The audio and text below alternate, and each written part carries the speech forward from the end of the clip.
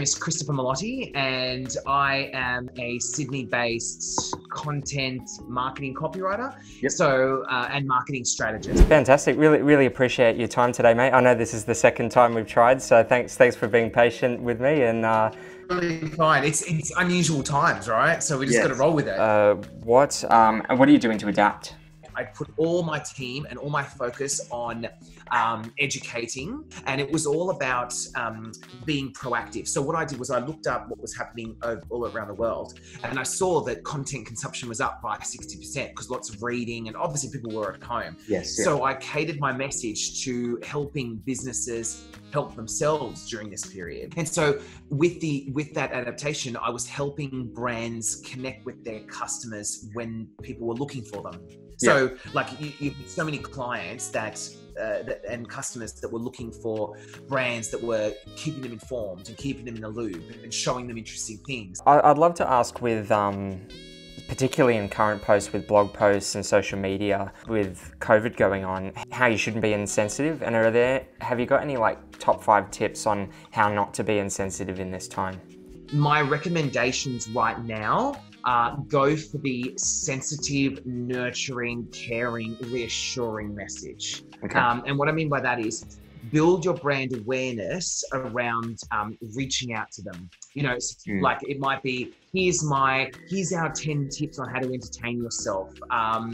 Here's ways to keep fit, or whatever's relevant. Make sure it's relevant to your brand, obviously. But when no one right now is open to the hard sell.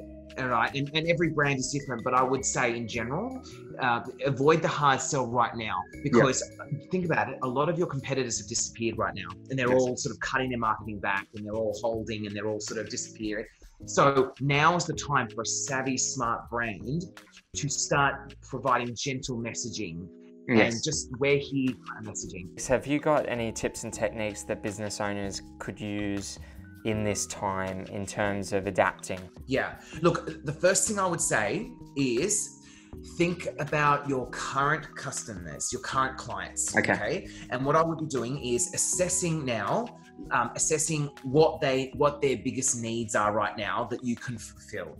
And that might be something simple as reassurance, because they might be thinking, how do I get your services now that, especially the ones that have said, I've already paid for your service. How do you continue giving me your service? And you might be sending them comms saying, this is what we're doing now, or here's how we're changing. So what I would be doing is, number one is keep in contact with your current client base, because you just don't want to forget them. You don't want to be that brand that just, keep in touch with them. Another one is I've sat down and said, let's list out your current way you deliver services and products, and show me where the blockages are. Because for example, a lot of brands don't think about where the challenges are. They just go, oh my God, the business is falling apart. Whereas if you actually look at it and go, where along this journey do I get stuck? When you start to look at that and go, all right, this is a problem, this is a problem, this is a problem here. Once you list those out, you will then have a much better understanding of how to address them.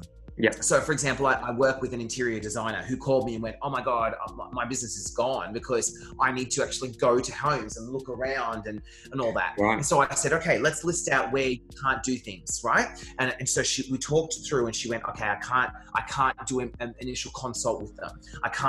They can't book in, and I can't go see the properties, blah, blah. So we listed out all those problems. Then the next step is, and what my next tip is then look at the way you can digitally adapt each of those problems. So for example, I got her to sign up to one of those. She put that on her website and synced with her calendar, and she allocated 15-minute slots, and we made them free. So usually what happens is she charges and she goes out there, but because she's online, she got all these leads, she got all these inquiries. But for people saying, I've always wanted to do it, and because they're at home, they're going, I really don't like that, or that's too small, or things like that. So what she did was, with that Calendly program, she had all these bookings in. She started speaking to them. Once they have found that you're the right person for them, then I said, next is get them to take you around the property with their phone.